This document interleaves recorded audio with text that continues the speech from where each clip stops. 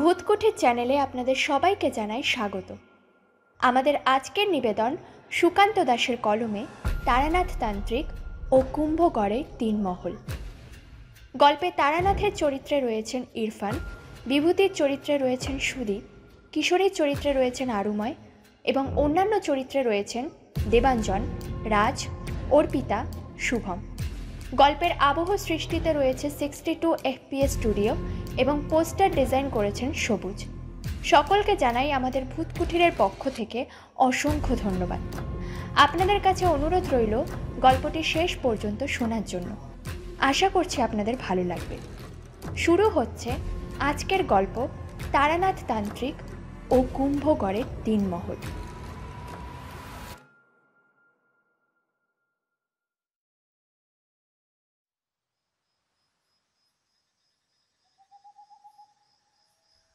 আমি যেদিকে তাকিয়ে দেখছিলাম এদিকেই যেন অন্ধকারটা জড়িয়ে রয়েছে, অথচ মাথার উপরে আকাশের চাঁদের আলোর উপস্থিতিতে চাঁদের দিকে না তাকিয়েও বোঝা যায় আজ পূর্ণিমা। পূর্ণিমা রাতে চাঁদের আলোয় চারপাশটা ভেসে যাওয়ার কথা, কিন্তু কোনো এক অজানা কারণে এই রাতের জঙ্গলের মাটির কাছ পর্যন্ত অন্ধকার ভেদ করে চাঁদের আলো পৌঁছতে পারে। এদিক ওদিক তাকিয়ে আমি খুঁজেছিলাম যদি কাউকে দেখা যায়, তবে এমন জঙ্গলের মধ্যে কারোর দেখা পাওয়ার সম্ভাবনাই নেই। বহু দূর থেকে একটা অজানা পাখি ডেকে উঠছিল মাঝে মাঝে। আবার বাঁদিকে একটা বড় গাছ দাঁড়িয়ে রয়েছে, অল্প হাওয়ায় সেই গাছের পাতা মাঝে মাঝে কেঁপে উঠছে। রূপা হেঁটে গিয়ে এই গাছের তলায় দাঁড়ালাম। অনেকক্ষণ আগেই রাত্রি নেমেছে, এই গাছের তলায় রাত কাটিয়ে দিতে পারলে বেশ ভালো হয়, এমনটাই ভাবছিলাম। ঠিক তখনই মনে হলো আশেপাশের বাতাসে যেন এক অদ্ভুত গন্ধ ভেসে বেড়াচ্ছে। এমন একটা গন্ধ যা অতি সহজ নয়, এমন গন্ধ এত সহজে পাওয়া যায় না। গন্ধটা যেন আমার চেনা, অনেকটা কস্তুরী আর বেশ দামি ধূপ মিশ্রিত একটা মিহি গন্ধ। গন্ধটা মাথার ভেতরে এসে আচ্ছন্ন করে দিল আমায়। গন্ধটা নাকে কিন্তু খুব বেশি উগ্রভাবে লাগছিল না, যেন গন্ধটা নাকের ভেতর প্রবেশ করে মাথা পর্যন্ত গিয়ে পড়েছে।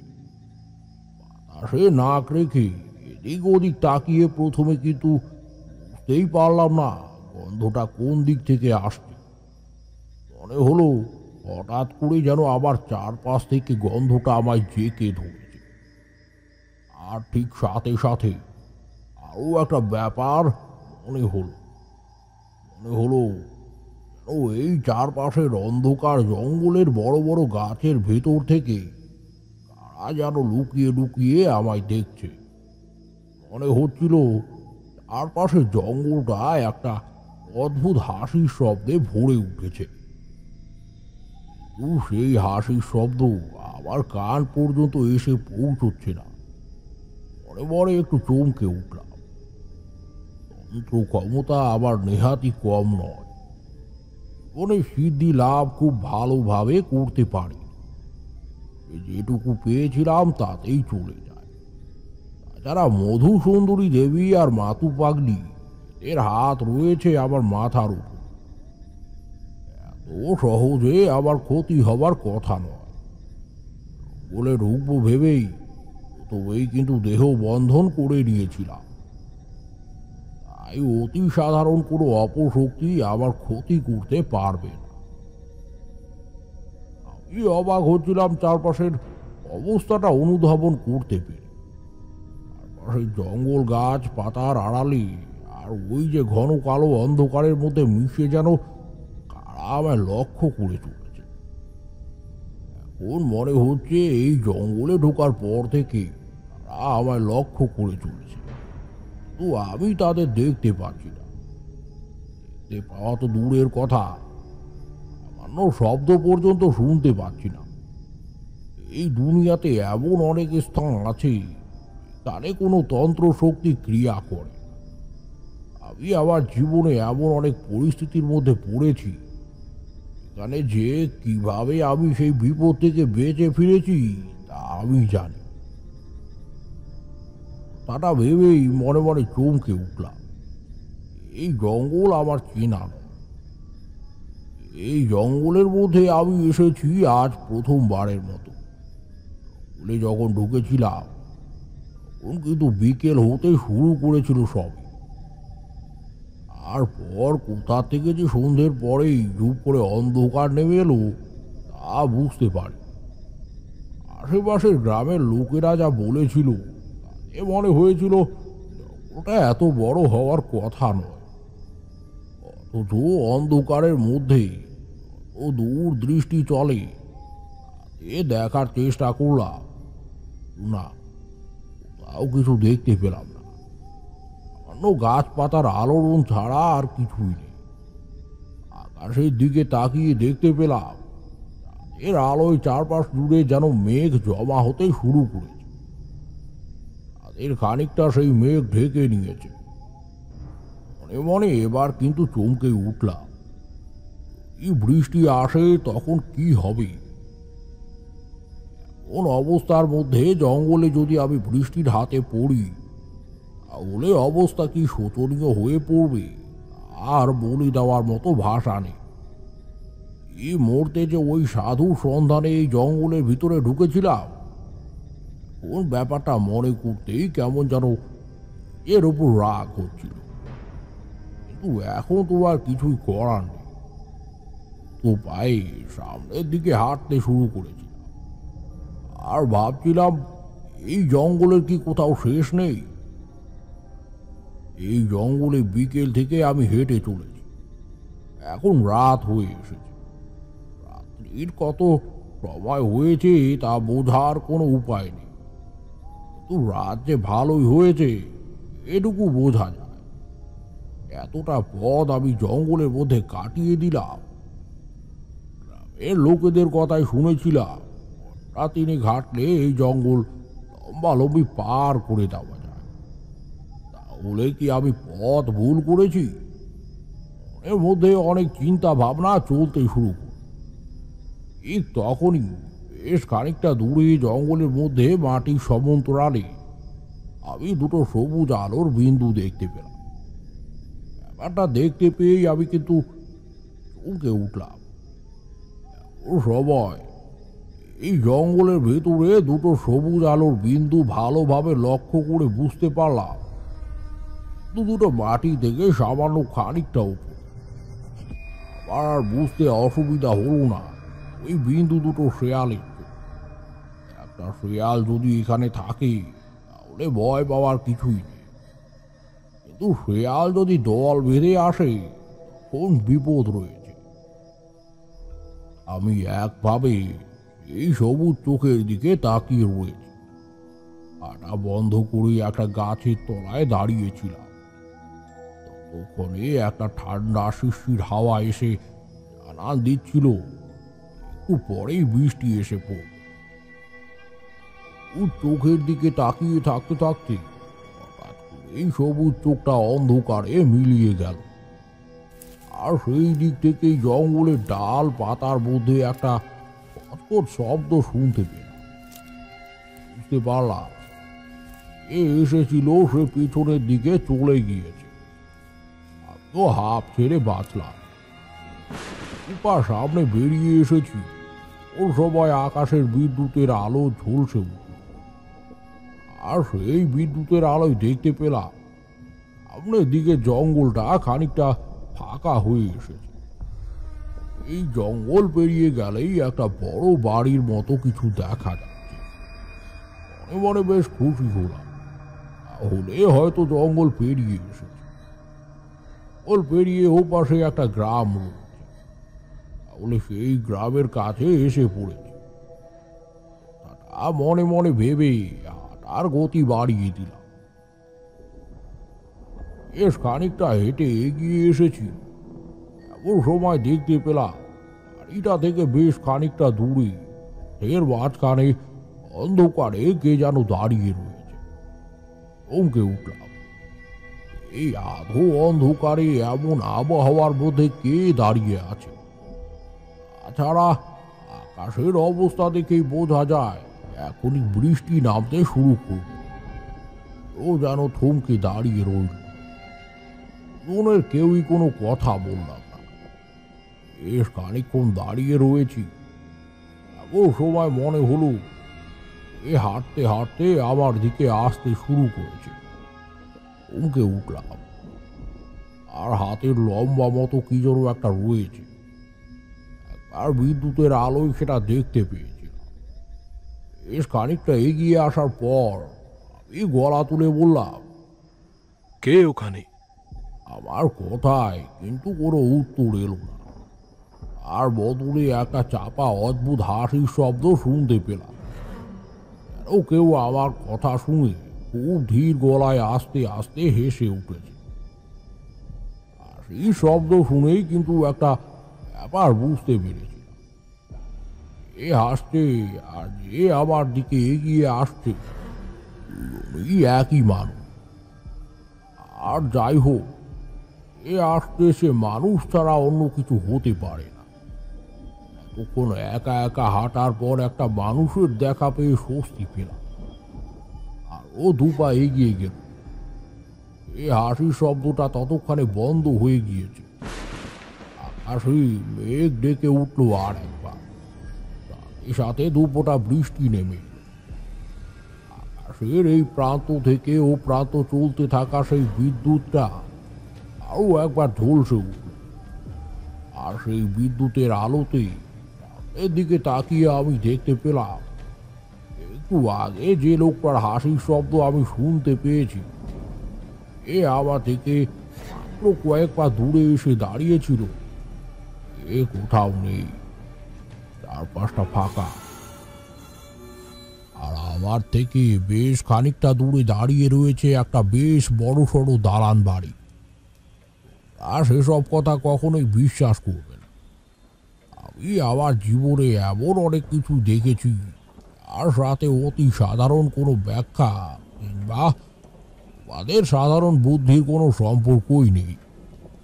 শুধু তোমরা কেন, আমি নিজেও যে সমস্ত কথা কখনোই বুঝে উঠতে পারিনি।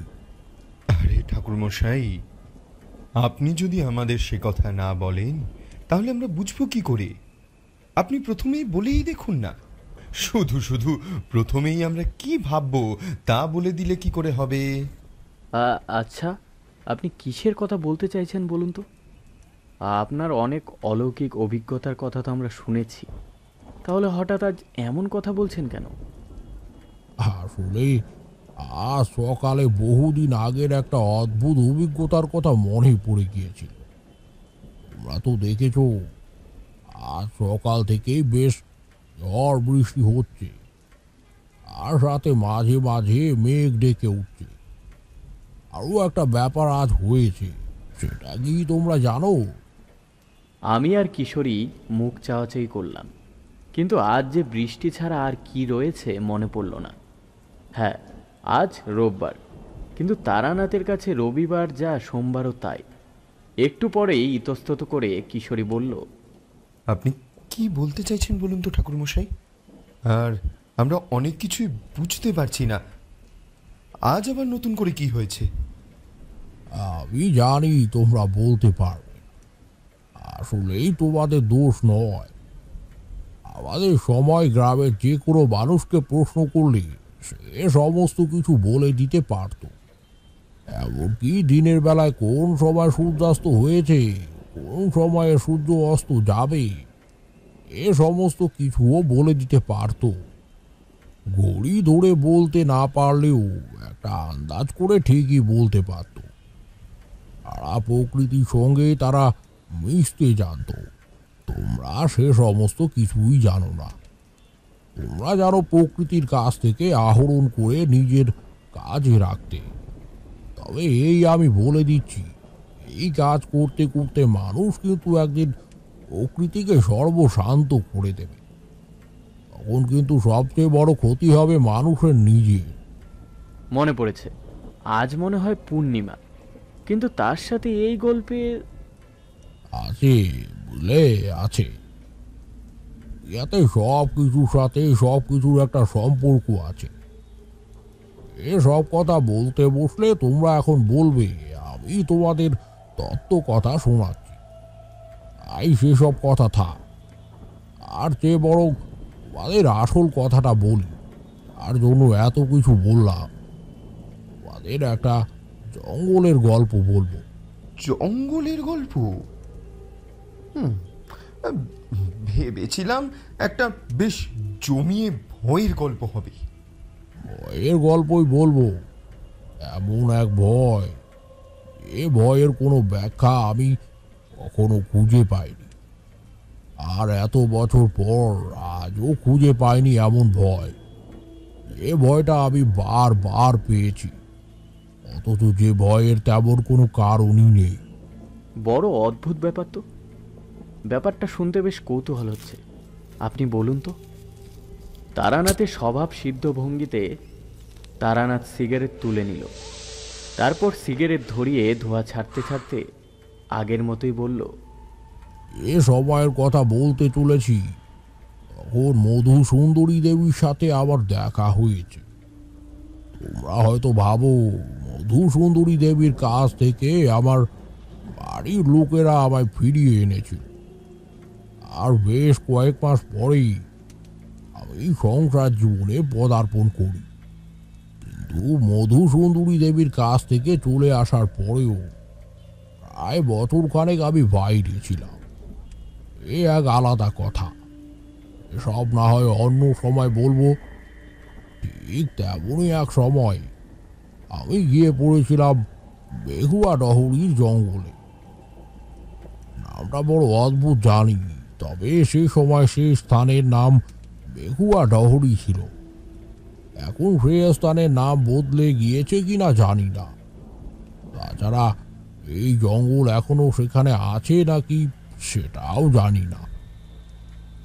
একটা কথা বলো তো, কোনো জঙ্গল যদি সোজা হেঁটে 3 ঘন্টায় পার করা যায়, সেই জঙ্গলে কি তোমার গোটা রাত লেগে যাবে? এ আপনি কি কথা বলছেন ঠাকুর মশাই? আপনি তো নিজেই বললেন সোজা হেঁটে গেলে 3 ঘন্টায় জঙ্গল পার হয়ে যাবে। তাহলে সে জঙ্গল আমার পেরোতে সারা রাত লাগবে কেন? আমি যদি টানা 6 ঘন্টাও হাঁটি, তাহলে সেই জঙ্গলের এ প্রান্ত থেকে ও প্রান্তে গিয়ে পৌঁছতে আমার বেশি সময় লাগবে না। আবার অন্তত ফিরে আসতেও পারবো। তারানাথের মুখে একটা রহস্যময় হাসি দেখা গেল। সেভাবে হাসতে হাসতে সিগারেটের ধোঁয়া ছেড়ে চারপাশটা ধোঁয়ায় ধূসরিত করল তারানাথ। সেই ধোঁয়ার ফাঁক দিয়ে তারানাথের রুক্ষ চুলদারি, রুক্ষ মুখটা দেখতে যেন কেমন অদ্ভুত লাগছিল। কিশোরী কিন্তু আর কিছুই বলল না। তারানাথ বেশ কিছুক্ষণ চুপ করে থেকে বলল, এ জঙ্গল পেরোতে আমার প্রায় গোটা রাত লেগে গিয়েছিল। ও সেই জঙ্গল থেকে আমি কখনোই বেরোতে পারতাম না যদি না। কথাটা বলতে বলতে তারানাথ বাইরে আকাশের দিকে তাকিয়ে চুপ করল। আমাদের মনের মধ্যে একটা কৌতূহল জমা হচ্ছিল। 3 ঘন্টার জঙ্গলের পথ পেরোতে যদি স্বয়ং তারানাথের সারা রাত সময় লেগে থাকে, তাহলে ভোরের আলো ফোটার আগে কি তারানাথ সে জঙ্গলে পৌঁছতে পেরেছিল? মনে মনে কথাগুলো ভাবতে থাকলেও মুখে কিন্তু কিছুই বললাম না, কারণ জানি তারানাথ এখন বোধহয় ঘটনাগুলো মনে সাজিয়ে নিচ্ছে। তাকে খানিকটা সময় দেওয়ার প্রয়োজন। তারানাথ নিজের মতোই ভাবছে। আমি আর কিশোরী মাঝে মাঝে ওর চোখে চাওয়াচাওয়ি করেই সময় পার করছি। এমন সময় তারানাথ নারকেলের মালায় সিগারেটের আবিষ্ট অংশটা গুজে দিয়ে বলল, সেবার কিন্তু বেকুয়া ডাহুরিতে অকারণে যায়নি, বিশেষ একটা কাজে সেখানে গিয়েছিলাম। বেকুয়া ডহরি গ্রাম থেকে 2 গ্রাম পাশে আগের দিন সকালে আশ্রয় নিয়েছিলাম। এদিন দুপুরে আর এক গৃহস্থের কাছ থেকে শুনতে পেলাম ডহরির যে জঙ্গল রয়েছে এই জঙ্গলের অংশের মধ্যে 1/3 মধ্যে এক সাধু এসে আস্তানা বেঁধেছে। এ নাকি বেশ ক্ষমতাশালী। এই সাধু চোখের নিমেষে মন্ত্র পড়ে নিজের হাতের মুঠোয় আনতে পারে যে কোনো ফল। তবে এই ফল ছোট হতে হবে। তবে সেখানেই তার কাজ শেষ নয়। এই ফল খেয়ে যে কোনো বড় বিষম রোগ সেরে যেতে পারে মুহূর্তের মধ্যে। কথাটা শুনে প্রথমে অবাক না হলেও কিন্তু অবাক হয়েছিলাম। নেহাত একজন সাধুর দেখা পাব।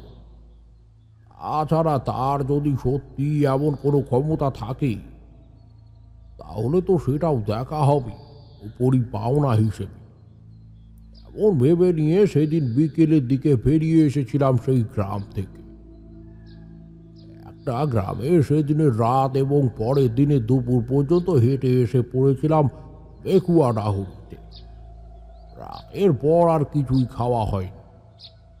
গ্রামের একজন লোকের জড়াজড়িতে তার বাড়িতে দুপুরের খাবার খেতেই হলো। তাকে জিজ্ঞেস করে জঙ্গলের ব্যাপারে অনেক কিছু জানতে পারলাম।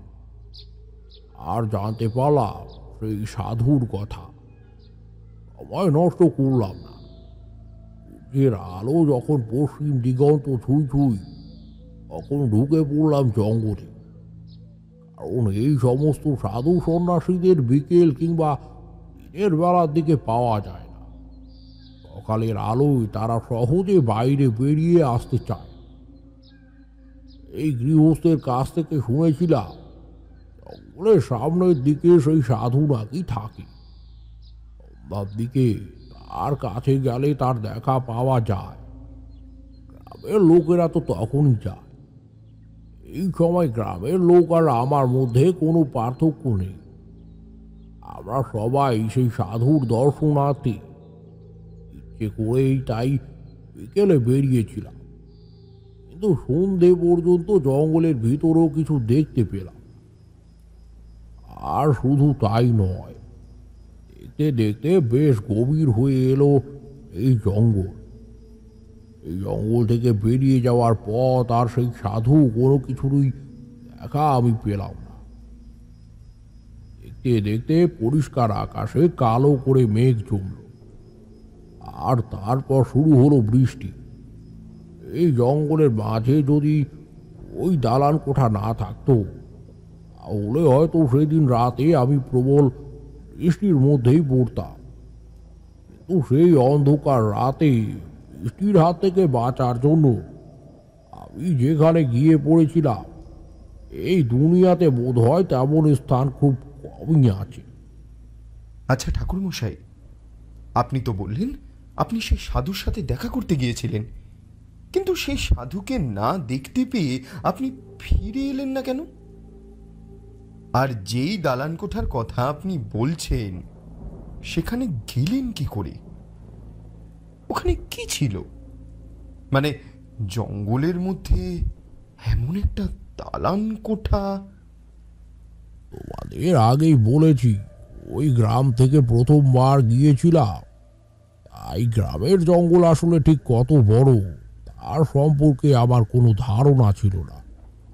কিন্তু সেদিন রাতে সেই জঙ্গল সম্পর্কে আমার যা ধারণা হয়েছিল তাতে আমার মনে হয়েছিল ওই জঙ্গলের কোনো শেষ নেই। যাই হোক, এই দালান পর্যন্ত গিয়ে পৌঁছলাম। দেখতে পেলাম সেই দালানের বাইরের দিকে একজন রক্ষী মতো দাঁড়িয়ে রয়েছে। আর হাতে ধরা রয়েছে একটা বর্শা। আমায় দেখতে পেয়ে সে কড়া গলায় বলে উঠল, কে আপনি? কি চাই আপনার এখানে?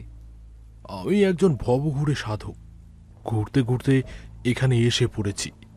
প্রবল ঝড় বৃষ্টি হচ্ছে, তাই যদি আজকে রাতটা এখানে আশ্রয় পাই। রক্ষী আমায় দাঁড়াতে বলে ভেতরের দিকে চলে গেল। আমি সামনের দিকে তাকিয়ে দালানটা দেখতে লাগলাম। 3 তলা একটা দালান বাড়ি, বেশ বড়। অন্ধকারে তেমন ভালোভাবে কিছু বোঝা না গেলেও একটু বোঝা যায় যে দালানটা বেশ পুরনো হয়ে এসেছে। রকির সামনে একটা আলো ছিল। এই আলোতেই দেয়ালের গায়ের হলদে কালচে রংটা দেখতে পাচ্ছিল। রকি কিন্তু একটু পরেই ফিরে এলো।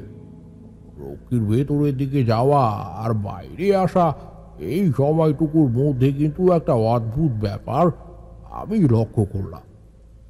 জঙ্গলের মধ্যে দিয়ে হেঁটে আসার সময় বারবার আমার মনে হচ্ছিল আশেপাশে কেউ যেন আমায় লক্ষ্য করছে। এখন রক্ষী চলে যাওয়ার পর যেটুকু সময় আমি একা দাঁড়িয়েছিলাম তাতে মনে হলো ওই 3 তলা দালান বাড়ির ওপরের দিকে অন্ধকার জায়গাগুলো থেকে কেউ যেন চোখের দৃষ্টি মেলে আমায় দেখছে। আমি তাদের দেখতে পাচ্ছি না, কিন্তু তারা যেন আমায় বেশ খুঁটিয়ে খুঁটিয়ে দেখছে আর নিজেদের মধ্যে আমায় নিয়ে শুরু করেছে ঠাট্টা তামাশা। এর মধ্যে রকি ফিরে এসে আমায় ভিতরে যেতে বলল। রকি আলোটা তুলে ধরে একটা বড় ভারী লোহার দরজা ঠেলে সরিয়েছিল। রকি আগে আগে চলতে শুরু করলো। তারপর রকির পিছু পিছু সেই দরজার ভেতরে আমি চলতে শুরু করলাম। ভেতরে ঢুকেই কিন্তু আরো একটা ব্যাপার বুঝতে পারলাম। ভেতরে ঢোকার যে পথ রয়েছে এটা বেশ খানিকটা এগিয়ে গিয়ে দুদিকে চলে গিয়েছে। বাড়ির দেওয়ালের রং আগের মতোই হলদে আর কালচে হয়ে এলো। দেওয়ালের ফাঁকে ফাঁকে যে ছোট ছোট খোপ রয়েছে তাতে একটা করে লণ্ঠন রাখা হয়েছে, যাতে লণ্ঠনের আলোয় পথ চলতে সুবিধা হয়। বেশ খানিকটা হেঁটে আসার পরেই দেখতে পেলাম ডান দিকে আর বাঁ দিকে দুদিকে পথ চলে গিয়েছে। আমি কোন দিকে পথ ধরবো মনে মনে হিসেব করছি। এমন সময় বুঝতে পারলাম ঠিক আমার পাশ দিয়ে কে যেন হেঁটে চলে গেল। চমকে উঠে দুদিকে তাকিয়ে দেখলাম ওই কোথাও কেউ নেই তো, কিন্তু আমার পাশ দিয়ে যে একটু আগে কেউ গেছে তাতে আবার কোনো ভুল হয়। একটা কালো ছায়া মতো আমার পিছনের দিক থেকে ডান দিকে বেঁকে গিয়েছে এই মাত্র। আমি একবার গলা তুলে কাউকে ডাকতে যাব, ঠিক তখনই দেখলাম ডান দিকে একটা হ্যারিকেন হাতে নিয়ে কেউ যেন আমার দিকে এগিয়ে আসছে।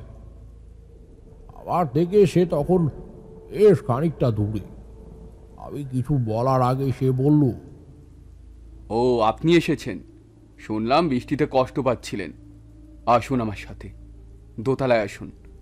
একতলার ঘরগুলো থাকার জন্য ভালো নয়, দোতলাটা ভালো। আর পিছু পিছু দোতলার দিকে এগিয়ে গেলাম।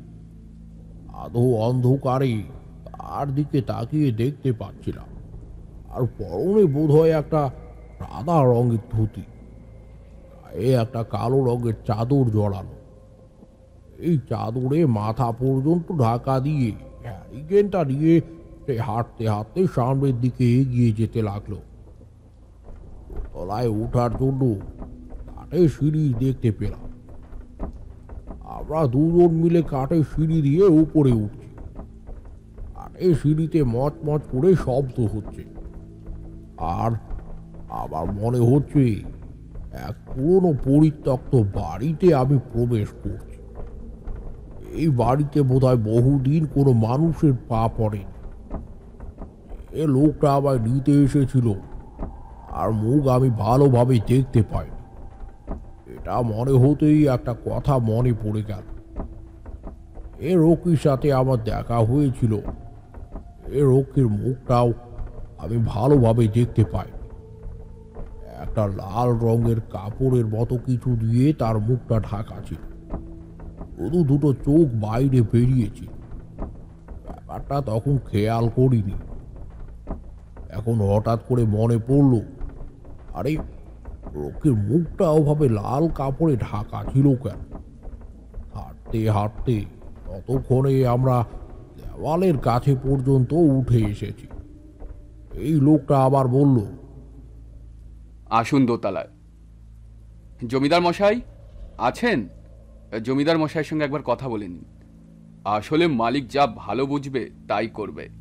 মালিকই আপনাকে নিয়ে আসতে বলেছে। ও আচ্ছা, এটা তাহলে জমিদার বাড়ি। আচ্ছা, এটা মানে কোন গ্রামের জমিদার? বেথুয়া ডাহরির জমিদার? বেথুয়া ডহরি? না না, বেথুয়া ডহরির জমিদার নয়, এ হলো কুম্ভগড়ের জমিদার।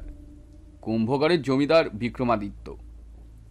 আর মুখে বিক্রমাদিত্য নামটা শুনতে কেমন যেন একটা অদ্ভুত মনে হলো। এ প্রবল শ্রদ্ধার গাম্ভীর্য নিয়ে নামটা উচ্চারণ করেছে। দেখে বোঝা যায় বিক্রমাদিত্য লোকটা নেহাত ছোটখাটো কেউ নয়। একটা দরজার সামনে এসে দরজা ধাক্কা দিয়ে লোকটা বলল, জমিদার মশাই, জমিদার মশাই, ওই লোকটাকে নিয়ে এসেছি। ভেতর থেকে গম্ভীর কিন্তু স্পষ্ট গলায় নির্দেশ এলো, ভেতরে পাঠিয়ে দাও। আর তুমি চলে যাও। মনে রাখবে বাইরের আর কেউ যেন ভেতরে না আসতে পারে। আর সবকিছু দেখে নিয়েছো তো? সব কিছু দেখে নিয়েছি, সমস্ত ব্যবস্থা হয়ে গিয়েছে। লাঠিয়াল আর সেপাইরা বাড়ির আশেপাশের জঙ্গলেই লুকিয়ে রয়েছে। একতলা, দোতলা, তিনতলা সব জায়গাতেই রক্ষীর মোতায়েন করা রয়েছে। বন্ধ দরজার ভেতর থেকে আবার কথা ভেসে এলো, আর বাড়ির সবাইকে যেখানে রাখতে বলেছিলাম সেখানেই রেখে এসেছো তো? সেখানে বেশ কিছু বিশ্বস্ত পাহারাদার এবং বেশ কয়েকজন বিশ্বস্ত রক্ষীকে রেখে দাও। আপনি কিছু চিন্তা করবেন না জমিদার মশাই, ওদের কোনো ক্ষতি হতে দেব না। ওদের কেউ খুঁজে পাবে না। কিন্তু জমিদার মশাই, আপনি যদি সাথেই... তোমায় যা বলেছি তুমি শুধু সেটুকুই করো, তার বেশি তোমায় কিছু করতে হবে না। যাও এখন, যাও, পরে প্রয়োজন হলে আমি ডাকবো। লোকটি দরজাটায় একটা ধাক্কা দিয়ে এগিয়ে গেল এক পাশে। আমি বুঝতে পারলাম আমায় ভেতরে যাওয়ার কথা বলছে। আমি পায়ে পায়ে ভেতরে ভেতরে যেতেই গন্ধ পেলাম বেশ দামি তামাকে। এই তামাক আমার বেশ পছন্দ। এখন এইটা খুব বেশি জায়গায় পাওয়া যায় না। এর ভেতরে ঢুকতেই প্রথমে কিন্তু কিছুই বুঝতে পারলাম না। তারপর দেখতে পেলাম ঘরের ভেতরেও বেশ কয়েকটা লণ্ঠন জ্বলছে। আর সেই লণ্ঠনের আলোয় জানালার কাছে একটা বেশ বড় সড়ো চেয়ারের ওপর বসে রয়েছেন এক ভদ্রলোক। আমি ভেতরে ঢুকে নমস্কার করে বললাম, নমস্কার জমিদার মশাই, আমি... আপনার পরিচয় আমি পেয়েছি। আপনি একজন সাধক, ভবঘুরে সাধক। কিন্তু হঠাৎ আপনি এখানে এসে পড়েছেন কেন বলুন তো? আজ রাতে এসে আপনাদের বিব্রত করার জন্য খুবই দুঃখিত, কিন্তু আমি এখানে আমার জন্য বেরোইনি। আমি এসেছিলাম বেথুয়া ডাহরিতে। শুনেছিলাম এই জঙ্গলে একজন সাধু আস্তানা বেঁধেছে, তার খোঁজেই ভেতরে এসেছিলাম। হঠাৎ করে রাত হয়ে আসায় আর এমন ঝড় বৃষ্টির মধ্যে পড়ে এখানে আসতে বাধ্য হলাম। জমিদার মশাই আধো অন্ধকারের মধ্যে কেমন যেন অদ্ভুতভাবে আমার দিকে তাকিয়ে রইলেন কথাটা বলছি বটে, কিন্তু তার মুখটা রইল অন্ধকার। আর দুটো উজ্জ্বল চোখ যেন শুধু আমি দেখতে পাচ্ছিলাম। তার সামনে কাঠের টেবিলের ওপর চূড়া পাথর রয়েছে, আর তামাকের গন্ধে ঘর ভরে রয়েছে। এই হুকোয় টান দিচ্ছিলেন মাঝে মাঝে। বেশ কিছুক্ষণ আমি চুপ করে দাঁড়িয়ে রইলাম, একটু ইতস্তত করছি। এমন সময় তিনি বললেন, বড্ড অসময়ে আপনি এখানে এসে পড়েছেন। আপনি জানেন আজ রাতে এখানে ডাকাত পড়বে? কথাটা শুনে চমকে উঠলাম। আজ রাতে এখানে ডাকাত পড়বে? তো যদি তাই হয় তাহলে পাহারার ব্যবস্থা কোথায়? আর লোকটা বলে গেল বটে, এই জঙ্গলের মধ্যে রক্ষী রয়েছে, পাহারাদারও রয়েছে, এমনকি বাড়িতেও রয়েছে। কিন্তু একজন লোককে ছাড়া তো আমি কাউকেই দেখিনি। কিন্তু জমিদার মশাই, আমি তো বাইরে তেমন কাউকে দেখতে পেলাম না, আর জঙ্গলের ভেতর থেকে আমি নিজেও এসেছি। তাহলে যারা আমার উপর নজর রাখছিল বলে মনে হচ্ছিল, তারা কি ডাকাত? কিন্তু আপনি যে ডাকাতের দলের কেউ নন সে কথা আমি বিশ্বাস করব কি করে? কথাটা বলেই জমিদার মশাই একবার অদ্ভুতভাবে হেসে উঠলেন। আমি লক্ষ্যই করি কখন যেন দরজাটা খুলে গিয়েছিল, আর পেছন থেকে দুজন রক্ষী এসে দাঁড়িয়েছিল আমার পেছনে। জমিদার মশাই চেয়ার ছেড়ে একদম আমার সামনে এসে দাঁড়ান। আর লম্বা শরীর আমার সামনে এসে যেন থর থর করে কাঁপছে। ততক্ষণে ঘরের ভেতরে আলোগুলো হঠাৎ করে কমে এসেছে। জমিদার মশাই চাপা গলায় দাঁতে দাঁত কামড়ে বললেন, আপনি ওই ডাকাতের দলের লোক আসলে। এখানে এসেছিলেন আমাদের খবর নেওয়ার জন্য। তারপর রাতের বেলা সেই খবর দিয়ে ডাকাতের দলকে এখানে এখানে আনতে চাইছেন, তাই তো? এই, কি করছিস? ধর ওকে! ওটা ব্যাপারটা কি হচ্ছিল আর কিছুই আমি বুঝতে পারছিলাম না। হঠাৎ করে বুঝতে পারলাম পিছন দিক থেকে একটা ঠান্ডা লিকলিকে লম্বা ছুরি কিংবা তলোয়ারের মতো কিছু একটা আবার দুপাশে এসে পড়ল। দুটো হাতের ওপর সেটা চেপে রইল জমিদার মশাই। বড্ড চালাক ভাবিস না নিজেকে? কি ভেবেছিলি আমি কিছু বুঝতে পারবো না? আমি তো ইচ্ছে করেই তোকে ভেতরে আসতে দিয়েছি যাতে তোকে আটকে রাখতে পারি। আমি আর চুপ করে থাকতে পারলাম না। এতক্ষণ পরে আমি মুখ খুললাম, বললাম, আপনি ভুল ভাবছেন। আমি আমি কোনো ডাকাতের দলের লোক নই। আমি হলাম একজন ভবঘুরে সাধক। বেতুয়া ডহরি থেকেই জঙ্গলের ভেতরে ঢুকেছিলাম। আসলে আমি এসেছিলাম এক সাধুর সন্ধানে। তারপর জঙ্গলের পথ হারিয়ে আপনাদের এই প্রাসাদে এসে পড়েছি। জমিদার মশাই আবার মুখের কাছে এসে গর্জে উঠে বললেন, মিথ্যে কথা, একদম মিথ্যে কথা। বেথুয়া ডহরি বলে কোনো গ্রাম এখানে আশেপাশে নেই। এ হলো কুম্ভগড়। জঙ্গলের মাঝে থাকা এ হলো কুম্ভগড়। আর আমি হলাম এই কুম্ভগড়ের জমিদার। আশেপাশে বেথুয়া ডহরি বলে কোনো গ্রাম নেই। তুই মিথ্যে কথা বলছিস। আমি মিথ্যে কথা বলতে যাব কেন? আমি যদি আপনার কোনো ক্ষতি করতে চাইতাম তাহলে আমি কেন শুধু শুধু আপনার ঘর পর্যন্ত আসতাম? আর আমি পথ ভুল করে বৃষ্টির হাত থেকে বাঁচার জন্য এখানে এসেছি। আপনি আমার কথা বুঝতে পারছেন না কেন? নিয়ে যাও ওকে, নিয়ে যাও এখান থেকে। নিয়ে গিয়ে আটকে রাখো পাতাল ঘরে। আমি এবার চমকে উঠলাম জমিদারের কথা শুনে। বুঝতে পারছি না ও একটা বড় ভুল সে করছে। বেতুয়া ডহরি বলে ও গ্রামের কথা সে জানে না।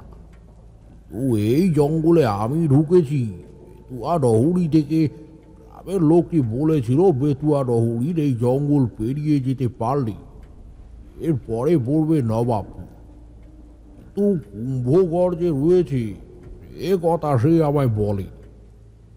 আর তাছাড়া এই জঙ্গলের মধ্যে যে কুম্ভগড় বলে একটা গ্রাম আছে, এই গ্রামে জমিদারের বাড়ি রয়েছে, এই কথাও সে আমায় জানায়নি। আমার কেমন যেন অসহায় লাগছিল। মনে মনে মধুসুন্দরী দেবীর নাম জপ করার চেষ্টা করে চলেছিল। এই দুজন রক্ষী আবার টানতে টানতে পিছনের দিকে নিয়ে যাচ্ছিল। হঠাৎ করে কি মনে হতে জমিদার বললেন, এই, তুই কিসের জন্য এখানে এসেছিস বললি? এই জঙ্গলের মধ্যে এক সাধু এসে পড়েছে তার জন্য? হ্যাঁ জমিদার মশাই, আজ বিকেলেই আমি বেথুয়া ডহরি থেকে যাত্রা শুরু করে জঙ্গলের মধ্যে ঢুকেছিলাম সেই সাধুর খোঁজে। কিন্তু জঙ্গলের মধ্যেই রাত হয়ে গেছে। বাইরে এই বাড়িটা দেখতে পেয়ে এখানে এসে দেখলাম একজন রক্ষী বাড়ির বাইরে পাহারা দিচ্ছে। আমার কথা শেষ হলো না, আর আগেই জমিদার মশাই চিৎকার করে বলে উঠলেন, আবার মিথ্যে কথা, আবার মিথ্যে কথা বলছিস। একজন রক্ষী, একজন রক্ষী কোথায়? আমার বাড়ির সামনে রয়েছে 100 জন লাঠিয়াল, আর তাছাড়া রয়েছে আমার নিজের 50 জন রক্ষী। এবার আমি আর চুপ করে থাকতে পারলাম না। একটু চিৎকার করে বললাম, আপনি ভুল জানেন জমিদার মশাই। আপনার লোকেরা আপনাকে ঠকাচ্ছে। আপনার বাড়ির সামনে মাত্র একজন রক্ষী রয়েছে। সেই রক্ষী আমাকে ভেতরে ঢুকতে দিয়েছে। আমার কথায় জমিদার মশাই এবার একটু থমকে গেলেন। নিজের চেয়ারে বসে টেবিলের ওপর রাখা সুরা পাত্র থেকে সুরা পান করলেন। তারপর একটা অদ্ভুত গলায় বললেন, এই তোমরা তোমরা ওকে ছেড়ে দাও, আর তোমরা যাও তো একবার একবার নায়েবকে খবর দাও। রক্ষী দুজন আমায় ছেড়ে দিয়ে চলে গেল। ওরা আবার বাইরে থেকে বন্ধ হয়ে যাওয়ার পর দেখতে পেলাম জমিদার মশাই একটা হাত তুলে আমায় আগের মতোই সেই চেয়ারে বসার জন্য নির্দেশ দিল। আমি বসতেই তিনি বললেন, তুমি মিথ্যে কথা বলছো তা আমি জানি, কিন্তু কেন মিথ্যে কথা বলছো সেই কথা আমি জানি না। তুমি বোধহয় ভুলে যাচ্ছ আমি বসে রয়েছি জানালার কাছে। একবার এখানে এসে বাইরের দিকে তাকিয়ে দেখো। আমি কৌতূহলী হয়ে এগিয়ে গেলাম জানালার দিকে। আর বাইরের দিকে তাকাতেই কিন্তু আমার বুকের ভেতর যেন রক্ত ঝলসে উঠল। জানালা দিয়ে নিচের দিকে তাকাতেই দেখতে পেলাম এই বাড়িটার বাইরের দিকে ফাঁকা জায়গাটায় জড়ো হয়েছে অনেকগুলো মশালের আলো, এবং তাদের মধ্যে যে অনেকের হাতেই লাঠি ধরা রয়েছে সেটা বোঝা যায়। অনেকে বর্ষা হাতে দাঁড়িয়ে রয়েছে। বেশ কয়েকজন তাদের মধ্যে এদিক ওদিক ঘুরে বেড়াচ্ছে। আমি সেদিক থেকে মুখ ফিরিয়ে নিতে যাব, ঠিক তখনই বাইরে আকাশের দিকে আমার চোখ পড়ল। আর সাথে সাথে আমি আরো বেশি অবাক হয়ে গেলাম। আরে, আমি যখন এই জঙ্গলে প্রবেশ করেছিলাম তখন দুপুর। ধীরে ধীরে সন্ধ্যা হয়ে আসাতে চাঁদটা ছিল প্রায় মাঝামাঝি, কিন্তু সেই চাঁদটা এখন চলে গেছে এক পাশের আকাশে।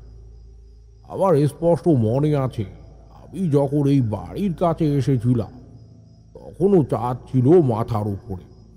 তাহলে এই অল্প সময়ের মধ্যে চাঁদটা আকাশের এক পাশে চলে যায় কি করে? দেখে মনে হচ্ছে যেন চাঁদটা সবে উঠতে শুরু করেছে। আর এখন সন্ধে। কথাটা মনে হতে আমি জমিদার মশাইকে বললাম, জমিদার মশাই, এখন ঠিক রাত কত হয়েছে? রাত কোথায়, এখন তো সবে সন্ধে। বাইরের দিকে তাকিয়ে আমি আরো একটা ব্যাপার দেখে অবাক হয়ে গেলাম। একটু আগে যে আকাশে আমি মেঘ জমতে দেখেছিলাম, বিদ্যুতের জলকাঠি থেকে শুরু করে গুড়ি গুড়ি বৃষ্টি হচ্ছিল, এই আকাশে এখন চাঁদের আলো চারিদিকে ছড়িয়ে রয়েছে। আর গোটা আকাশ যেন পরিষ্কার ঝকঝকে। বললাম না তুমি মিথ্যে কথা বলছো। দেখেছো আমার বাড়ির সামনে লাঠিয়াল আর সেপাই জমা হয়েছে। তুমি বললে তুমি বৃষ্টির জন্য এখানে আশ্রয় নিয়েছো, অথচ বাইরে তাকিয়ে দেখো আকাশ ঝকঝকে পরিষ্কার। এবার বলো তো তুমি মিথ্যে কথা কেন বলছো? তুমি যে শত্রুপক্ষের কেউ এটা কিন্তু আমার মনে হচ্ছে না। তোমার মধ্যে সত্যি কেমন একটা সাধু সাধু ভাব রয়েছে। তুমি কি সত্যিই একজন সাধক? আমার চিন্তা ভাবনা ধ্যান জ্ঞান কেমন যেন তলিয়ে যেতে শুরু করেছিল। তবু বললাম, আমি সত্যিই একজন সাধক। আমি গ্রামের পথে পথে ঘুরে বেড়াই সাধনার জন্য। এই জঙ্গলের এক সাধুর কাছে সাধনা শেখার জন্য এসেছিলাম। বেতুয়া ডহরিতে আমি এর আগে ছিলাম। তার দুদিন আগে আমি ছিলাম মতিগঞ্জ এবং পলাশপুরে। জমিদার মশাই কেমন যেন কৌতূহলের দৃষ্টিতে আমার দিকে তাকান। তবে এত কাছে থেকেও আমি তার দুটো উজ্জ্বল চোখ ছাড়া মুখের অবয়ব কিন্তু ভালোভাবে কিছুই বুঝতে পারলাম না। ঘরের মধ্যে আলোগুলো কেমন যেন ম্লান হয়ে এসেছিল। জমিদার মশাই একটু অবাক গলায় বললেন, পলাশপুর, মতিগঞ্জ, বেথুয়া ডহরি, কিন্তু এগুলো তুমি কি বলছো বলো তো? এই আশেপাশে এই নামের তো কোনো গ্রাম নেই। আশেপাশের গ্রামগুলোর নাম হলো সুবেদারগঞ্জ, নয়নজলি, মেটিয়াপাড়া, কদমতলা, লালপুর। কিন্তু তুমি ওই সমস্ত গ্রামের নাম কোথা থেকে পাচ্ছ বলো তো? জমিদার মশাই, আমার মনে হচ্ছে কোথাও একটা ভুল হয়েছে। কোথাও এমন একটা ভুল হয়েছে যেটা সহজ নয়, যেটা সহজ ব্যাপার নয়। আমি আপনাকে ঠিক বোঝাতে পারবো না, কিন্তু কিন্তু ঠিক তখনই দরজায় ধাক্কা পড়ল। জমিদার মশাই গলা তুলে নির্দেশ দিতেই দরজা খুলে এসে ঢুকলো সেই লোকটা। তার গায়ে কালো চাদর মুড়ি দেওয়া, পরনে একটা ধুতি আর হাতে একটা লণ্ঠন। লণ্ঠনটা সে মাথা থেকে বেশ খানিকটা উপরে তুলে রেখেছে, আর মুখটা নিচের দিকে, তাই তার মুখটা কেমন তা বোঝা সম্ভব নয়। আমি বড় আশ্চর্য হলাম। এই রক্ষী হলো এই লোকটি। জমিদার মশাই এমনকি যে দুজন রক্ষী আমায় ধরতে এসেছে তাদের মুখটাও আমি ভালোভাবে দেখতে পারছিলাম না। লোকটা ভেতরে এসে ঢুকতেই জমিদার মশাই বললেন, কি ব্যাপার হচ্ছে বলো তো? এই লোকটি তো কুম্ভকরের নাম শুনেছে বলে মনে হয় না।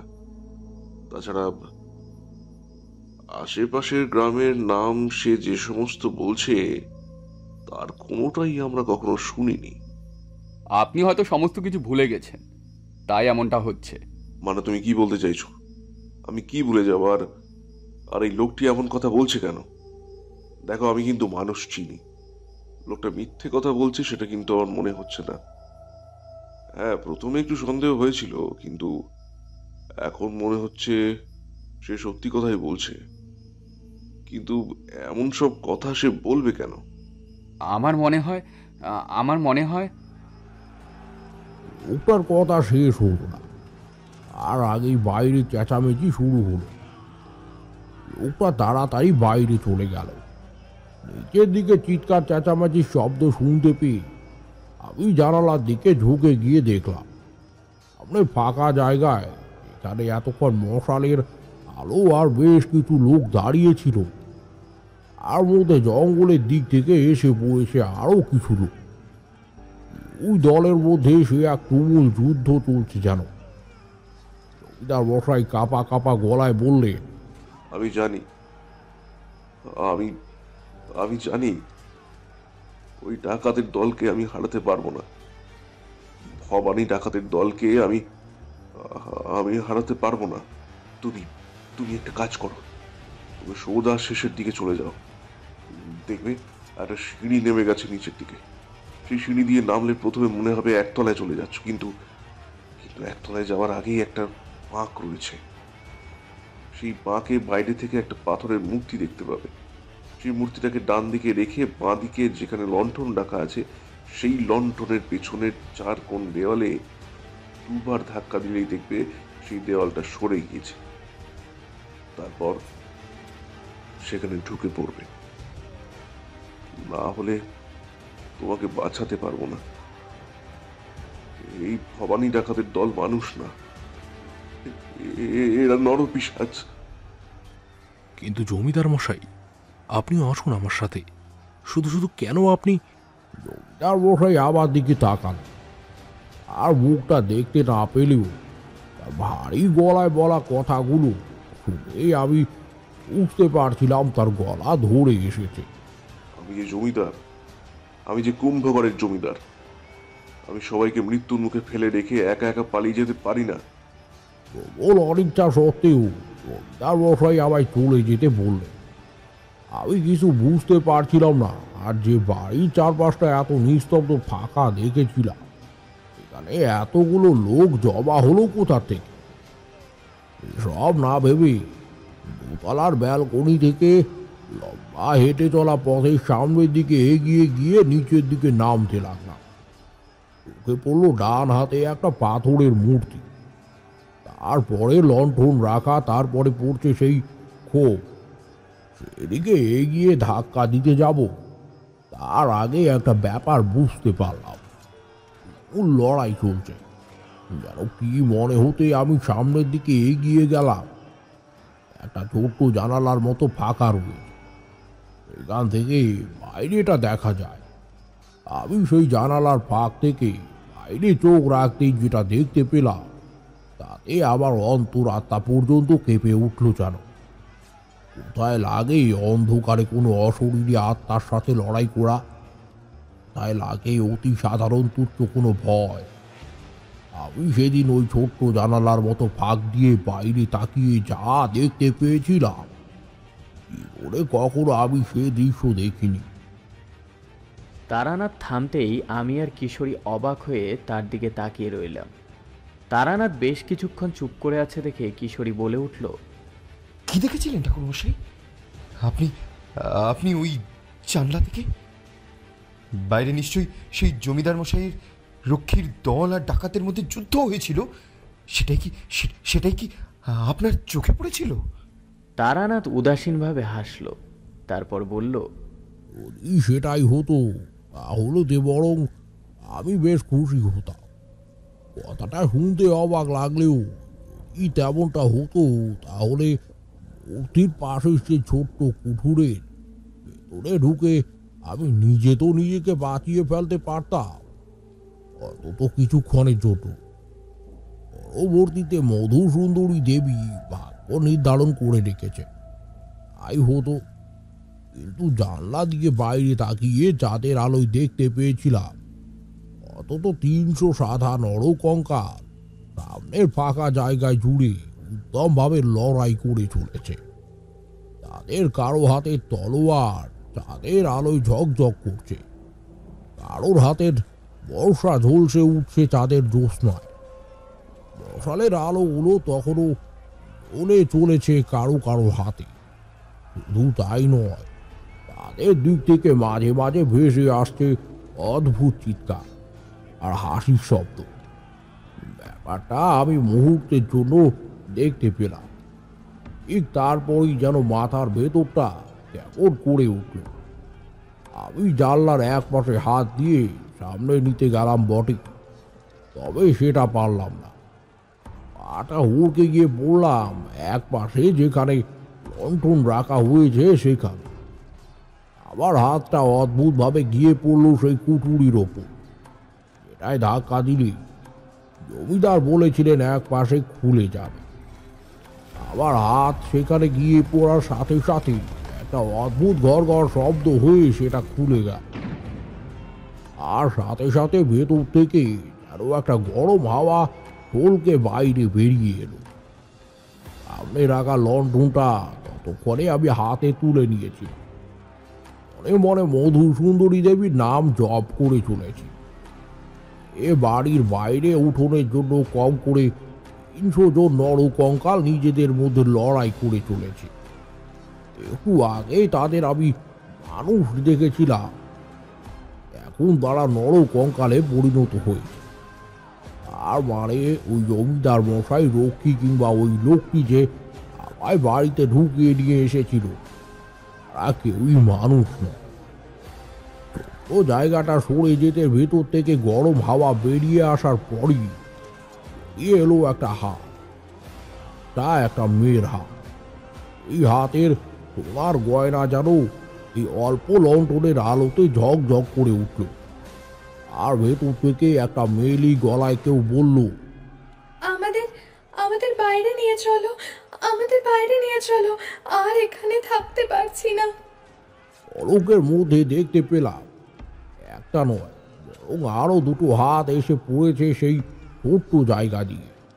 এই হাতের নখগুলো যেন বেশ খানিকটা লম্বা হয়ে এসেছে, তবে সেগুলো তখনও মানুষের হাতের মতোই রয়েছে।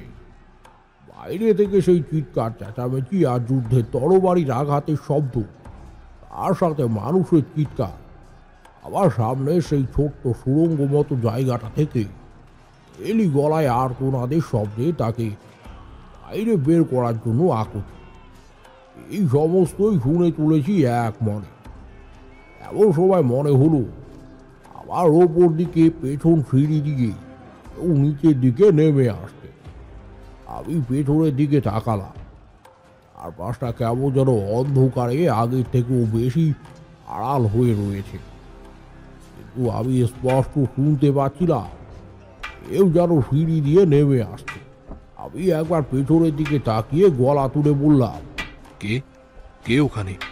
আমার কথার উত্তরে একটা হাসির শব্দ ওপরে অন্ধকার দিক থেকে ভেসে এলো। একটু আগে যে সিঁড়ি বেয়ে আমি এই অন্ধকারে নেমে এসেছি, এই সিঁড়ির ওপরটা কেমন যেন অন্ধকার হয়ে গেছে আরো বেশি।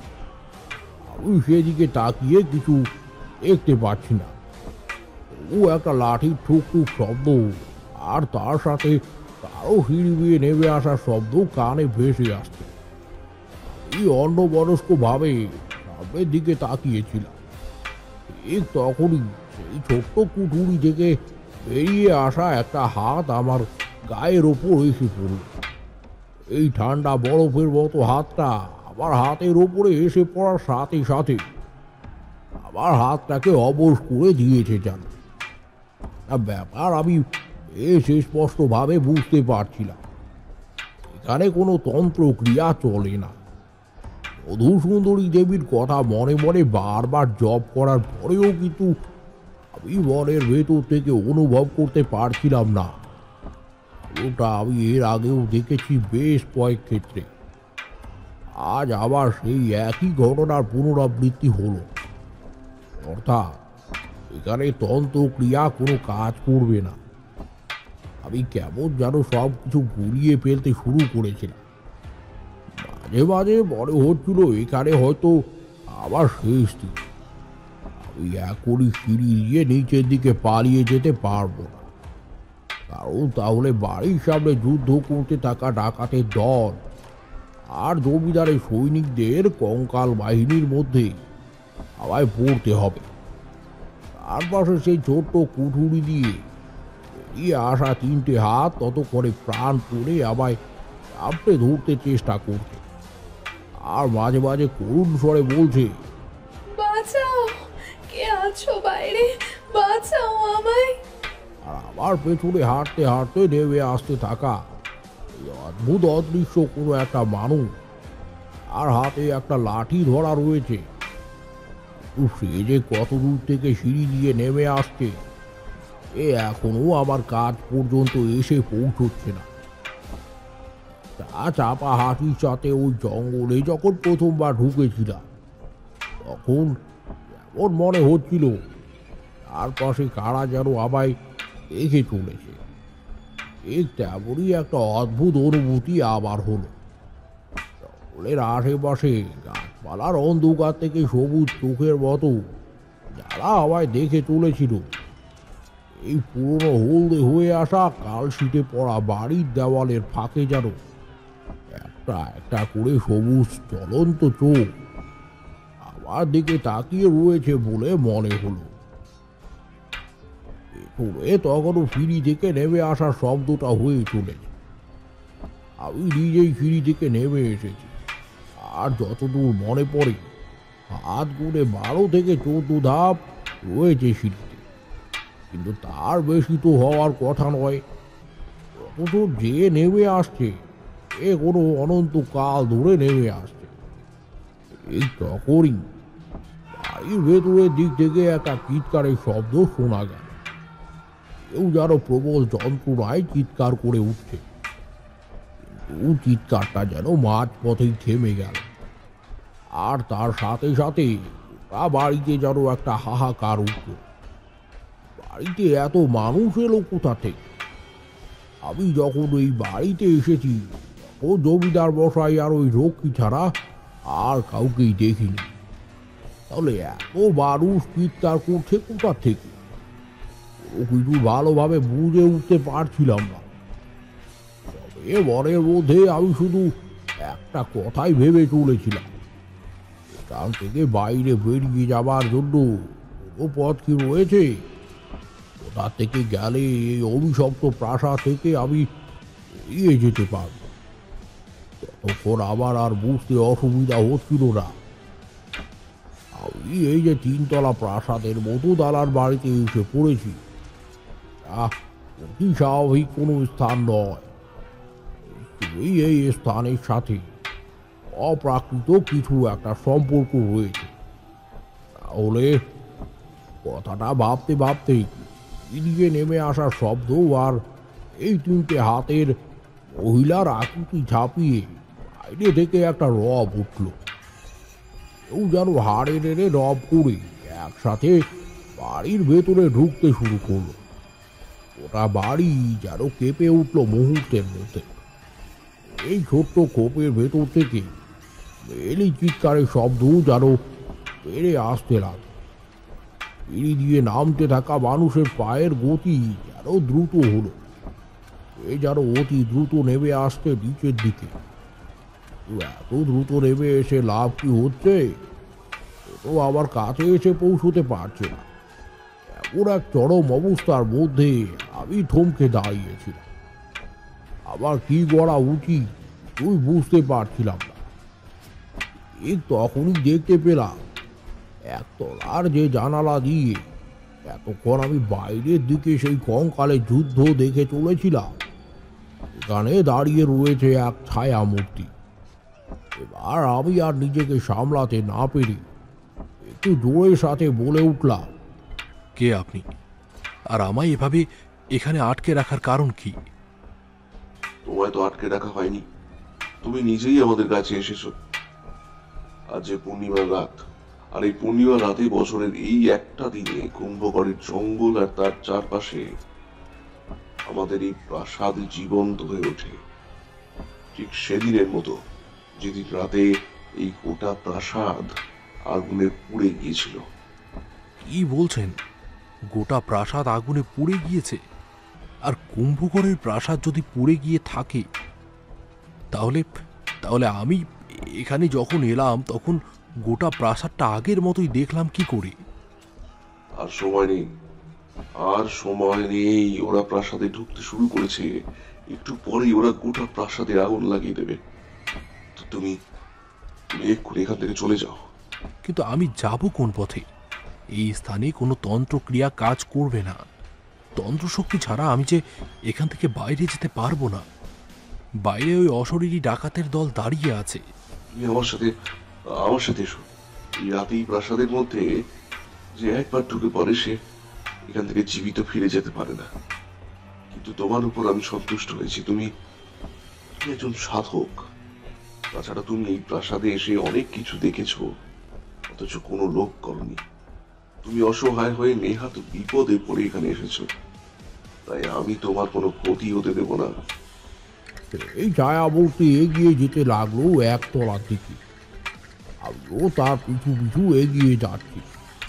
বাইরে থেকে ততক্ষণে সেই হাড়ের শব্দ ভেসে আসছে, আর তার সাথে কঙ্কালের হাতে পায়ে ঠোকাঠুকি শব্দ পাচ্ছিলাম। আমি চমকে উঠছিলাম, তো দেখে সেই নারী কণ্ঠ ততক্ষণে বন্ধ হয়ে এসেছে, কিন্তু সিঁড়ি দিয়ে নেমে আসতে থাকা শব্দটা তখনও হয়ে চলেছে।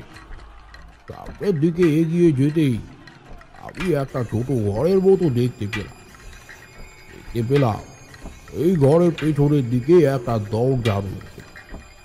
এদিকে দেখিয়ে ছায়ামূর্তি বলল, এই পথ ধরে তুমি চলে যাও, তবে বছরের প্রত্যেক আশ্বিন মাসের পূর্ণিমা রাতে এই জঙ্গলে আর কখনো আসবে না। সেদিন রাতে এই জঙ্গলের কুম্ভকর আবার জেগে ওঠে। আমি মনে মনে ভাবছিলাম, পূর্ণিমার রাতে কেন? আমি কোনোদিন আর ওই জঙ্গলে ভুল করেও আসবো না। এই জঙ্গলে যদি কেউ ঢুকে পড়ে তাহলে তার মৃত্যু অবধারিত। আর সম্পর্কে আমার কোনো সন্দেহ ছিল না। হাত মধু সুন্দরী দেবী আশীর্বাদ থাকার জন্য কোনোভাবে আমি বাঁচতে পেরে ওই দিক থেকে আমি বেরিয়ে এলাম। এই ছায়ামূর্তি অন্ধকারে কোথায় যেন মিলিয়ে যেতে লাগলো। হঠাৎ একটা কথা মনে পড়তে বললাম, আচ্ছা, আপনি যে একজন অশরীরী সেটা বুঝতে আমার অসুবিধে হয়নি, কিন্তু আপনি তো নিজের ঘরেই ছিলেন, তাহলে ওভাবে চিৎকার করলো কে? আপনি তো বলেছিলেন আপনি ছাড়া আপনার পরিবারের সমস্ত লোকেরাই ঘরের ভেতরে রয়েছে, কিন্তু আমি যে একটা চিৎকার শুনতে পেলাম। একটা ম্লান হাসির শব্দ বাতাসে ভাসতে লাগলো। ঠিক তেমন ভাবেই ভাষা ভাষা গলায় শুনতে পেলাম, কাউকে বাঁচাতে পারিনি আমি, কাউকে বাঁচাতে পারিনি। আমি নিজেও মরেছি আমারই লোকের বিশ্বাসঘাতকতার জন্য। আর ওই ঘরের ভেতরে থাকা সকলে মরেছে সেখানে বন্ধ হয়ে। হঠাৎ করে আবার মনে পড়লো যে হাতগুলো বাইরে বেরিয়ে এসেছিল। তাদের হাতের নখগুলো বেশ লম্বা, আর তাদের হাতগুলো কেমন যেন শুকিয়ে এসেছিল। আমি একটা লণ্ঠন হাতে করে নিয়ে এসেছিলাম। এই লণ্ঠন হাতে বেরিয়ে পড়তে বুঝতে পারলাম এটা বাড়ির পেছনের দিক। আর অপেক্ষা করার প্রয়োজন নেই। হাঁটতে হাঁটতে জঙ্গলের ভেতরে ঢুকে গেলাম। কিন্তু শেষ মুহূর্তে একবার পেছনের দিকে তাকিয়ে যা দেখতে পেয়েছিলাম তাতে আমার গোটা শরীর আরো একবার ভয়ে কেঁপে উঠেছিল। চারটা বাড়ির মাথার উপর দিয়ে এক পাশে আকাশে জল জল করছে, আর সেই চাঁদের আলোতে গোটা বাড়িটা আগুনে দাউ দাউ করে পুড়ছে। এখন বুঝতে পারলাম প্রথম যখন বাড়িতে ঢুকেছিলাম তখন বাড়ির হলদে রঙের সাথে একটা কালচে ভাব কেন ছিল। আর সেখানে অপেক্ষা করিনি, যত তাড়াতাড়ি সম্ভব জঙ্গলের ভেতর গিয়ে ঢুকেছিলাম। এই সমস্ত কিছুতে আমার মাথা কেমন গলিয়ে এসেছিল। বেশ কিছুটা এগিয়ে গিয়ে হ্যারিকেনটা এক পাশে রেখে একটা গাছের তলায় স্থির হয়ে বসেছিলাম। ইচ্ছে ছিল গ্রাম পর্যন্ত যাওয়া, কিন্তু শরীরে আর শক্তি অবশিষ্ট ছিল না। বেশ কিছুক্ষণ সেখানে একভাবে বসে থাকতে থাকতে একটু ঝিমুনি ভাব এসে গিয়েছিল। হঠাৎ করে মনে হলো একটা পায়ের শব্দ শুনতে পাচ্ছি। জঙ্গলের পাতার মধ্যে খসখস শব্দ তুলে এই যেন আমার দিকে এগিয়ে আসতে শুরু করেছে। শব্দটা শুনে আবার চমকে উঠলাম। আবার এখানে আবার পিছু কে নিল। চারপাশটা আগের মতোই অন্ধকার হয়ে রয়েছে। চাঁদের আলো আকাশে রয়েছে বটে, কিন্তু মেঘে ঢেকে গেছে তার খানিকটা। জঙ্গলের মাটি ভিজে এসেছে, বৃষ্টি হয়েছে, আর সেই বৃষ্টির মধ্যে এগিয়ে আসতে থাকা অজানা আগন্তুককে আমি অন্ধকারের মধ্যে খুঁজতে লাগলাম। একটু পরেই একজন কেউ গলা তুলে বলল, এক স্থানে যে দুজন সাধকের থাকা চলে না কখনোই। তুমি কে বলো তো? হ্যাঁ, আর এখানে এসেছো কেন? আমি দেখতে পেলাম আমার থেকে হাত কয়েক দূরে একটা ছায়া মূর্তি এসে দাঁড়িয়েছে। আমি হাত বাড়িয়ে হ্যারিকেনটা ধরতে গেলাম, কিন্তু কোথায় হ্যারিকেন? আমার চারপাশে কোথাও কোনো আলোর চিহ্ন মাত্র নেই। কিন্তু আমার মনে আছে আমি একটু আগে হ্যারিকেনটা কাছেই রেখেছিলাম। অন্ধকারের মধ্যে সে সাধু আমার একদম কাছে এসে বসল, তারপর বলল, এই পূর্ণিমার রাতে এই জঙ্গলে আসাটা যে ঠিক নয়। আমি সেই কারণেই জঙ্গলের একদম বাইরে এদিকটায় রয়েছি। তাহলে তো আমি জঙ্গলের মাঝামাঝি থাকতাম। কিন্তু তুমি এখানে এসে পড়েছো কি করে? হ্যাঁ, কিছু দেখোনি তো? আমি বুঝতে পেরেছিলাম যে সাধুর জন্য আমি এখানে এসেছি। এটা সেই সাধু। তাকে আমি সমস্ত ঘটনা সবিস্তারে খুলে বললাম। শুনতে শুনতে সেই সাধু বেশ অবাক হয়ে গিয়েছিল। এক সময় বলল, ভাববার বিষয়, জঙ্গলের এই ইতিহাসের কথা কিন্তু অনেকেই জানে না। আজ থেকে প্রায় অনেক বছর আগে এখানে জঙ্গলের আশেপাশে বেশ খানিকটা নিয়েছিল কুম্ভগড়। বেশি বড় নয়, চট্টগ্রামের পর থেকে শুরু করে কয়েকটা গ্রাম কুম্ভগড়ের। জমিদারের ছিল অনেক অর্থ, আর সেই লোভে একবার ডাকাত তার বাড়িতে ডাকাতি করতে যাওয়ার হুমকি দিয়েছিল। জমিদার তার বাড়ির সমস্ত লোককে তার বাড়ির একটা গুপ্ত ঘরে লুকিয়ে রেখেছিল। জমিদার তার নিজের গ্রাম থেকে ভাড়া করে আনা লাঠিয়াল নিয়ে অপেক্ষা করছিল ডাকাতের জন্য। জমিদার ছিল নিজের ঘরে, তার লোকেরাই বাড়ি পাহারা দিচ্ছিল। ডাকাত পড়লে সঠিক সময় জমিদারের লোকেরা ডাকাতের সঙ্গে বেশ লড়াই করলো বটে, কিন্তু শেষ রক্ষা হলো না। জমিদারের এক নায়েব নাকি তার সাথে বিশ্বাসঘাতকতা করেছিল। ডাকাতের দলের সাথে জমিদারের লোক যখন লড়াই করতে ব্যস্ত তখন সে জমিদারকে খুন করে এবং তারপরে জমিদারের সেই গুপ্ত ঘরে রাখা তার পরিবারের সকলকেই সে আগুন লাগিয়ে পুড়িয়ে মারে। শোনা যায় যে নায়েব সবাইকে বলেছিল জমিদার ভয়ে পালিয়ে গেছে। যারা সেদিন জিতেছিল তারা সেই বাড়িতেই সেদিন রাতে খাওয়া দাওয়া সেরে বিশ্রাম নিচ্ছিল। তাদের ঘুমের অবসরে গোটা বাড়িতে আগুন লাগিয়ে দেয়, কিন্তু দুর্ভাগ্যবশত সে নিজেও সেখান থেকে বেরোতে পারেনি। গোটা বাড়িটা আগুনে পুড়ে যায়। এরপর কুম্ভঘরে আর কেউ থাকে না। আস্তে আস্তে সবাই সরে যেতে শুরু করে। কুম্ভঘরের যে জায়গাটায় ওই প্রাসাদ ছিল সেখানে এখনো কেমন জঙ্গল হয়ে আছে, তবে তার মধ্যেও কুম্ভঘরের সেই 3 মহলা প্রাসাদের ধ্বংসাবশেষ এখনো পড়ে আছে। কিন্তু আমি যে ধ্বংসাবশেষ দেখিনি, আমি দেখেছি সেই গোটা বাড়িটাকে। সাধু সামান্য হাসল, তারপর আবার বলল, তুমি দেখেছো সেই কুম্ভঘরের জমিদারের প্রাসাদকে?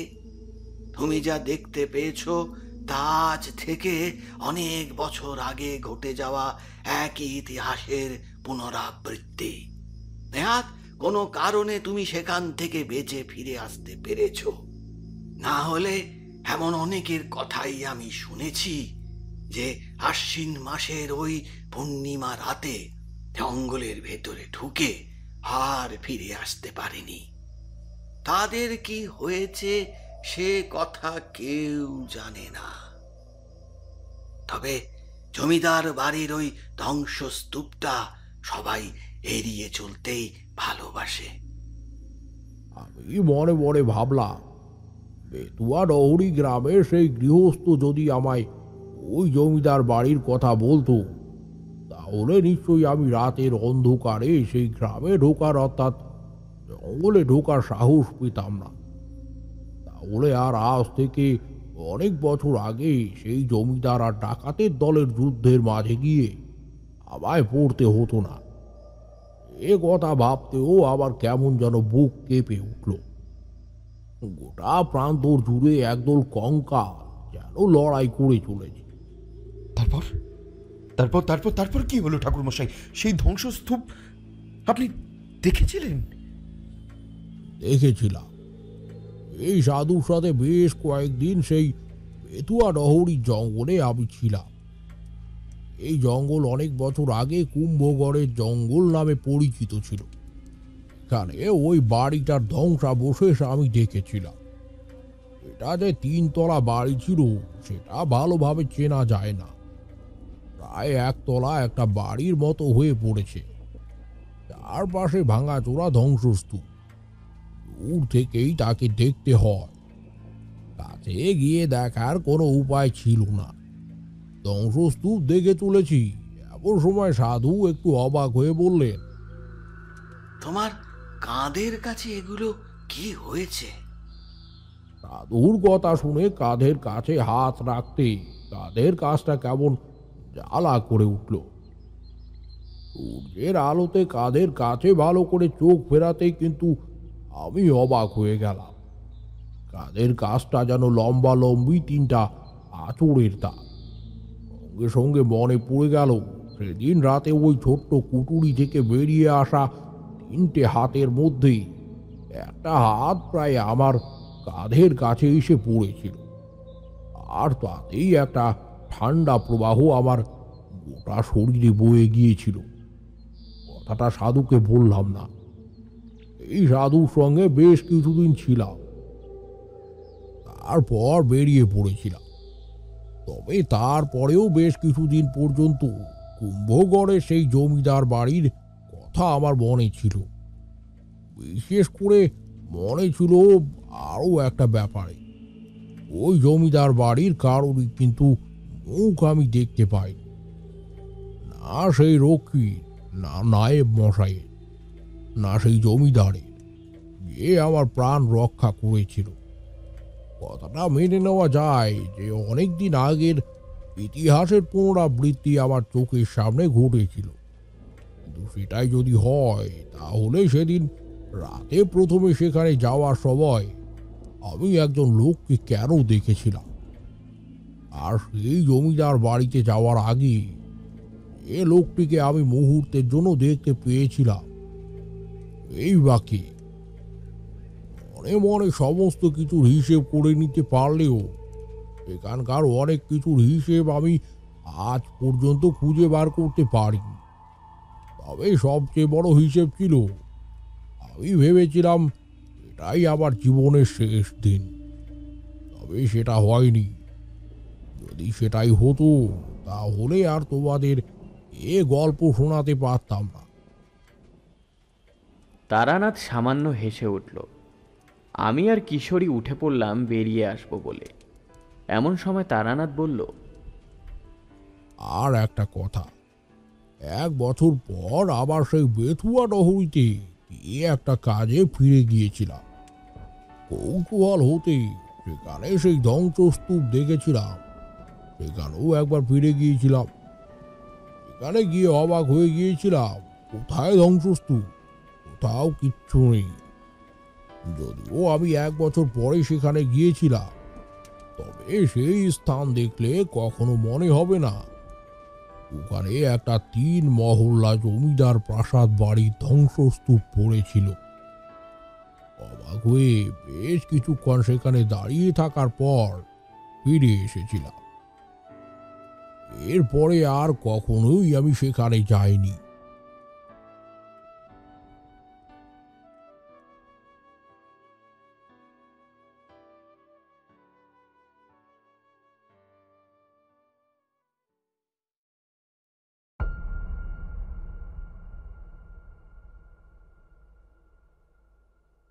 এতক্ষণ শুনছিলেন সুকান্ত দাশের কলমে তারানাথ তান্ত্রিক ও কুম্ভগড়ের 3 মহল।